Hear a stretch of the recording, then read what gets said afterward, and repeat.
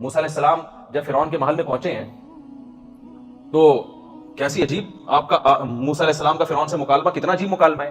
موسیٰ علیہ السلام نے فرعون سے جب کہا نا کہ بھائی مجھے اللہ نے پیغمبر بنا کے بھیجا ہے اور یہ بنی اسرائیل پہ تو ظلم کر رہا ہے، اس کو چھوڑ دے.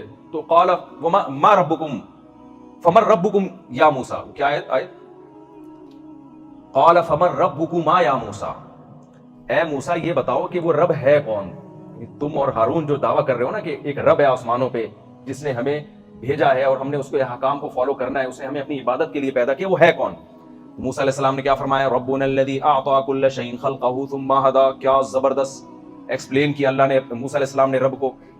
موسیٰ علیہ السلام نے کسی سائنٹسٹ کا حوالہ بولو نہیں دیا. موسیٰ علیہ السلام نے کہا دیکھو اس کائنات میں سب سے دو چیزیں ہمیں بڑی عجیب نظر آتی ہیں جو کسی خالق کے بغیر ممکن نہیں ہے.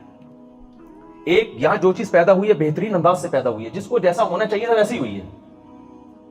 اونٹ میں اگر یہ سافٹ ویئر نہ لگے ہوئے ہوتے نا ایک ایک ہفتے کے لیے خوراک کو اسٹور کرنا، تو اونٹ ریگستان کے لیے سوٹیبل جانور ہوتا؟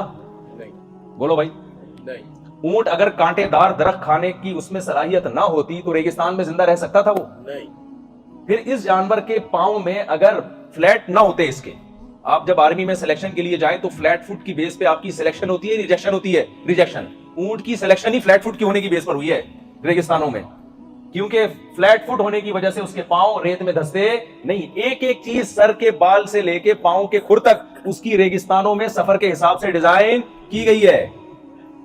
موسیٰ علیہ السلام نے اللہ کے تعارف میں کہا ایک تو یہ تو نے نہیں کیا، یہ جس ذات نے کیا میں تجھے اس کی طرف دعوت دے رہا ہوں. دوسرا ثم ہدا، یہ تو اس سے بھی زیادہ عجیب دلیل دی اللہ کے برحق ہونے کی کہ اس نے جس چیز کو پیدا کیا اسے اس کے فطرت کے راستے پہ چلا دیا.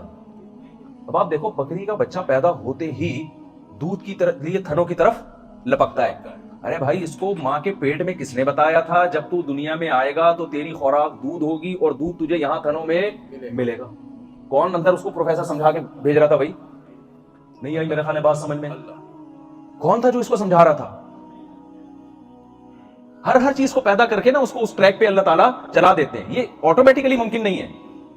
تو فرعون نے کتنی بحث کی ہے. جب موسیٰ علیہ السلام فرعون کے محل میں یہ تقریر کر رہے تھے نا، فرعون چاہ رہا تھا کہ یہ تقریر ختم کر دیں، کیونکہ وہ سمجھ رہا تھا کہ اس کا ہماری سائنسی ترقی اور ٹیکنالوجی سے کوئی تعلق بولو نہیں. موسیٰ بتا رہے تھے بھائی تو جس کام کے لیے آیا ہے نا میں اس کو فوکس کروا رہا ہوں.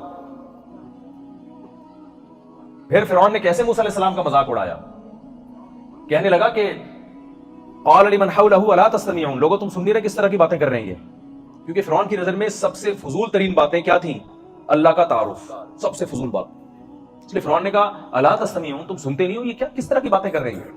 موسیٰ علیہ السلام نے فرمایا ربکم ورب آبائکم الاولین، میں اس رب کی بات کر رہا ہوں جس نے تمہیں بھی پیدا کیا اور تمہارے باپ دادا کو بھی اسی نے پیدا کیا.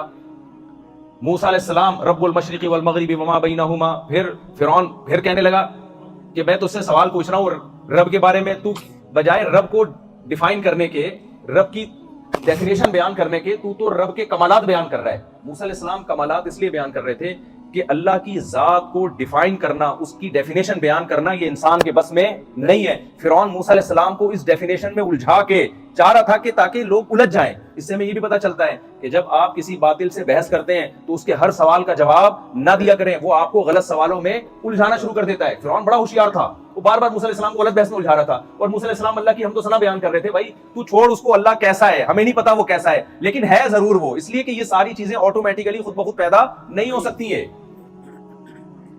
کتنا ہوشیار تھا. دیکھیں فرعون نے آخر میں پتہ کیا کیا، جب دیکھا کہ موسیٰ علیہ السلام خاموش نہیں ہو رہے تو فرعون نے کیا کہا کہ فما بال القرون الاولی، اچھا یہ بتاؤ جو ہمارے باپ دادے وہ تو ایمان کے بغیر مر گئے، وہ تو اللہ کو نہیں مانتے تھے، ان کا کیا بنے گا؟ تو موسیٰ علیہ السلام اگر اس کا جواب یہ دیتے تھے کہ وہ جہنم میں جائیں گے تو فرعون فوراً اس چیز کو کیش کراتا. دیکھو تمہارے ماموں بھی جہنم میں جا رہے ہیں، لوگوں کو یہ کہتے ہیں نا تمہارے چاچو بھی جہنم میں، میرے نانا بھی، میرے دادا بھی، تیرے بھی، غفار کے بھی، وسیم کے بھی، سب کے دادے چاچے کہاں جا رہے ہیں؟ جہنم میں. لوگ اس سے فوراً کیا ہو جاتے ہیں؟ جذباتی ہوئے، تو نے میرے باپ کو جہنمی بول دیا، یہ کہتے نا. اور اگر موسیٰ علیہ السلام کہتے کہ وہ جہنم میں نہیں جائیں گے، جنت میں جائیں گے، تو فوراً فرعون کہتے جب وہ جنت میں جائیں گے تو میں بھی چلا جاؤں گا. کیا خیال ہے؟ وہ تو مومن نہیں تھے، وہ تو مسلم نہیں تھے. موسیٰ علیہ السلام کیا بات کی، قال فما بال القرون الاولی، اے موسیٰ جو ہم سے پہلے لوگ گزر چکے وہ تو توحید پرست نہیں تھے، وہ تو بہت سارے خدا پر ایمان نہیں رکھتے تھے، ان کا کیا ہوگا؟ موسیٰ علیہ السلام نے فرمایا علمھا عند ربی فی کتاب، میرے رب کو پتہ ہے کیا ہوگا. ٹھیک ہے نا، ہمیں اس بحث میں پڑھنے کی ضرورت نہیں ہے. الذی جعل لکم الارض مہدا, میں اس کو پھر اپنی کنٹینیو تقریر دوبارہ شروع کر دی. میں تو تجھے اس خدا کی طرف دعوت دے رہا ہوں جس نے زمین کو تمہارے لیے بچھونا بنایا. انزل من السماء ماء, اس نے آسمان سے تمہارے لیے پانی برسایا. فاخرجنا به ازواجا من نبات شتى, اور ہم نے ہر طرح کے نباتات اس مٹی, پانی اور گوبر کے ملاپ سے تمہارے لیے پیدا کر دیے. یہ قرآن کی آیت نا بلاغت کی انتہا کو پہنچی ہوئی ہے. دیکھیں یہاں غائب کے صیغے استعمال ہو رہے ہیں, تھرڈ پرسن سنگولر. جب آپ غائب کے صیغے استعمال کرتے ہو تو آپ متکلم کے صیغے, فرسٹ پرسن کے صیغے استعمال نہیں کرتے. مثال کے طور پر میں اگر آپ سے بات کر رہا ہوں, آپ بتا رہے ہو فلاں فلاں نے کیا کیا, تو میں بتا رہا ہوں فلاں نے یہ کیا, فلاں کے یہ کمالات ہیں, فلاں کے یہ کمالات ہیں, تو پھر میں اپنی بات کنٹینیو رکھتے ہوئے یہ نہیں کہوں گا کہ پھر میں نے یہ بھی کیا, میں نے یہ بھی کیا, میں نے یہ بھی کیا. اگلا کہے گا ابھی تو کسی اور کی بات کر رہا تھا, اب کیا کہہ رہا ہے کہ میں نے یہ کیا, میں نے یہ کیا, میں نے یہ کیا. تو عجیب سی بات ہو جائے گی کہ نہیں ہو جائے گی؟ اللہ اپنے یہ کمالات بیان کر کے کہتا ہے, یہ موسیٰ فرعون کے سامنے اللہ کے کمالات بیان کر رہے ہیں, مگر فرعون کی سمجھ میں بات نہیں آئی. اس نے کہا اس کا ٹیکنالوجی سے اور سائنسی ترقی سے کوئی تعلق نہیں. اصل کامیاب وہ ہے جو ترقی کرے, جو چاند پہ پہنچے. اصل کامیاب وہ ہے جس کے ہیلتھ کے ایشوز نہ ہوں اس کے ساتھ.